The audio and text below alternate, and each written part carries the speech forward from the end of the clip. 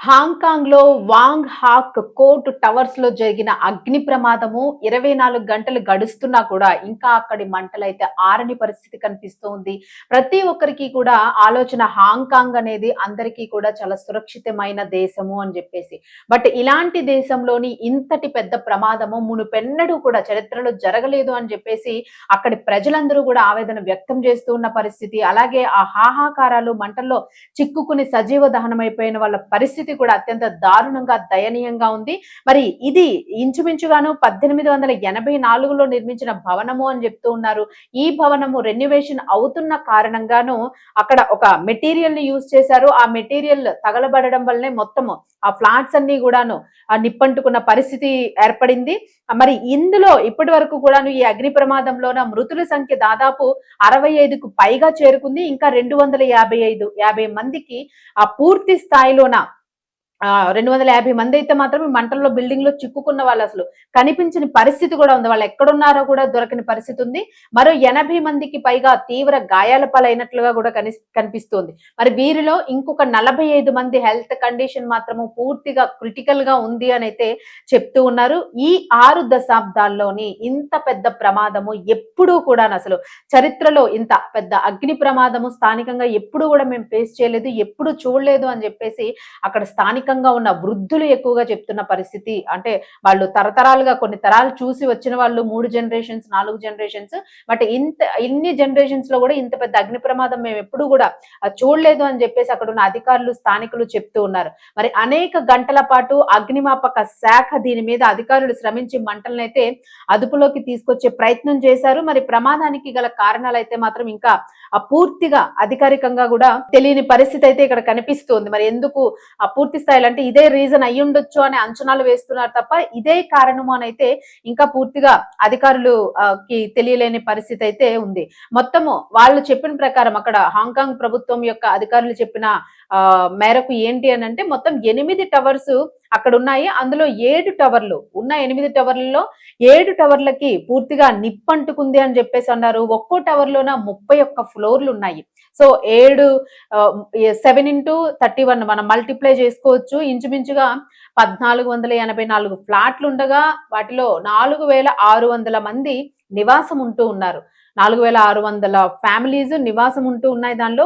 మరి టవర్ల మరమ్మతులు చేస్తున్నప్పుడు రెన్యువేషన్ ఏదైతే బిల్డింగ్ చేస్తూ ఉంటారో ఎందుకంటే ఓల్డ్ టవర్స్ కాబట్టి చాలా ఏళ్లు గడిచిపోయింది కాబట్టి మరి దీనికి రెన్యువేషన్ కార్యక్రమం జరుగుతుంది. మరి ఈ రెన్యువేషన్ కార్యక్రమంలోనే ఈ ప్రమాదం జరిగింది అని చెప్పేసి వీళ్ళు అంచనా వేస్తూ ఉన్నారు.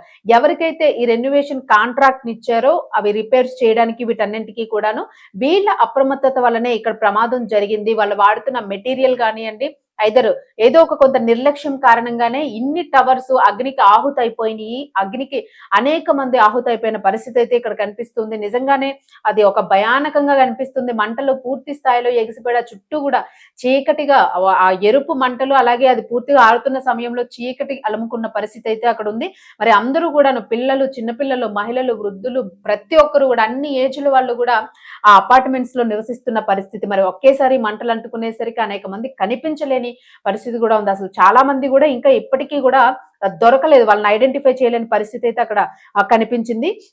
మరి దీనికి సంబంధించి కాంట్రాక్టర్ ఎవరైతే ఉన్నారో రెన్యువేషన్ కి సంబంధించిన కాంట్రాక్టర్ అయితే వాళ్ళని అదుపులోకి తీసుకుని పోలీసులు ముగ్గురిని కంపెనీకి చెందిన వాళ్ళని ఆ రోజు మెయిన్ పర్సన్స్ ఎవరైతే ఉంటారో వీళ్ళని అరెస్ట్ చేయడం జరిగింది. మరి టవర్ మరమ్మతులకు ఉపయోగించిన సామగ్రి వలన మాత్రమే ఈ ప్రమాదం జరిగింది అని చెప్తూ ఉన్నారు. అయితే ఎటువంటి మెటీరియల్ ని వీళ్ళు యూజ్ చేశారు, ఏం వాడినప్పుడు ఈ ప్రమాదం చోటు చేసుకుంది అని చెప్పేసి చూసుకుంటే పోలీసుల ప్రాథమిక అంచనా ప్రకారము వాళ్ళు చెప్తున్నది ఏంటంటే మృతుల సంఖ్య పెరిగే అవకాశం ఇంకా ఉంది. మరి రెన్యువేషన్ చేసే టైంలోని ఈ ఇంజనీర్లు సరైన రక్షణ చర్యలు చేపట్టకపోవడం వల్లనే ఈ ప్రమాదం జరిగింది అని చెప్పేసి అయితే వాళ్ళు పూర్తి స్థాయిగా ఒక అంచనా కంటే ఒక 90% అంచనాకి అయితే వచ్చారు. మరి మిగిలిందంతా కూడా ఇంకా ఇన్వెస్టిగేషన్ జరుగుతూ ఉంది. మొత్తానికి ఫస్ట్ ఒక టవర్ లో ప్రమాదవశాత్తు నిప్పంటుకోవడం జరిగింది. పెద్దగా మంటలు ఎగిసిపడినాయి. కొద్ది నిమిషాల వ్యవధిలోనే పూర్తిగా 6 టవర్లకి మంటలన్నీ కూడా విస్తరించినాయి. అంటే మనం అసలు ఎక్స్పెక్ట్ చేసుకోవచ్చు ఎంత తొందరగా ఇది ఎక్స్ప్లోర్ అయిపోయింది, ఎంత తొందరగా ఆ ఎక్స్ప్లోజిషన్ అంటే ఆ మంటలు అనేవి ఎంత ఫాస్ట్ గా విస్తరించాయి అని అంటే అక్కడ మండే స్వభావం కలిగిన వస్తువులు ఏవైతే ఉంటాయో వీటి వలన ఫాస్ట్ గా అవి స్ప్రెడ్ అవడం జరుగుతూ ఉంటుంది. మరి దీనికి ప్రధాన కారణము ఈ రెన్యువేషన్ లో వాళ్ళు వాడిన మెటీరియల్, ఆ పనుల్లో ఏదైతే ఉంటుందో దీనిలోని పాలీస్టైరోఫామ్ అనే మెటీరియల్ ని వాళ్ళు వాడారు. ఇదే మంటలకి కారణం అని చెప్పేసి అయితే ప్రస్తుతం పోలీసులు గుర్తించినట్లుగా కనిపిస్తుంది. మరి ఈ టవర్స్ చాలా ఓల్డ్ టవర్స్, దీన్ని రెన్యువేషన్ చేయాలనుకున్నారు, సరికొత్తగా వాటి హంగులు దిద్ది మార్చాలనుకున్నారు. బట్ దీనిలో ఇలాంటి ప్రమాదం జరగడం అనేది మాత్రం అత్యంత బాధాకరమైన విషయము.